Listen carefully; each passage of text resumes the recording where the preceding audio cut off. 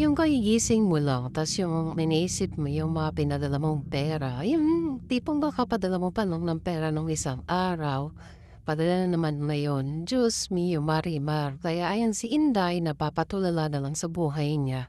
Iniisip niya na, "Deserve ko pa ba mabuhay?" Tiyas.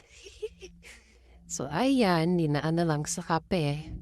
Pakape-kape na lang at naniisip kung ano ang kanyang next step sa buhay, kung paano yumaman. Tas si Diyos me, yung Inday na yan, pagod na yan sa buhay, pero hindi yan sumusuko. Kasi pala yarn, hindi yan pwedeng sumuko.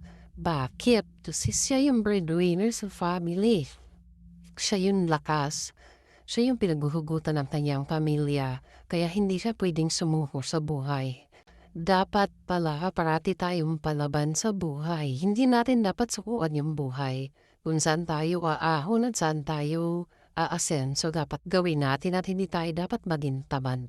Dapat meron tayong ways na dapat umasenso tayo na isisingkin natin sa utak natin na hindi pwede to mangyari na wala akong kita or wala akong padadagdag sa ipon ko, hindi puwedeng mabawasan yung ipon ko, dapat merong ipapasok sa ipon ko.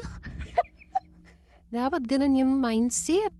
Kasi 'di ba, o ayan 'di ba, so ayan napaisip na naman si Inday ng panibagong positive way sa buhay. So hindi puwede tayong sumuko, dapat laban lang, 'di ba? Hindi puwedeng sumuko, laban lang and then get up and be positive and dance, dance and dapat always ka happy.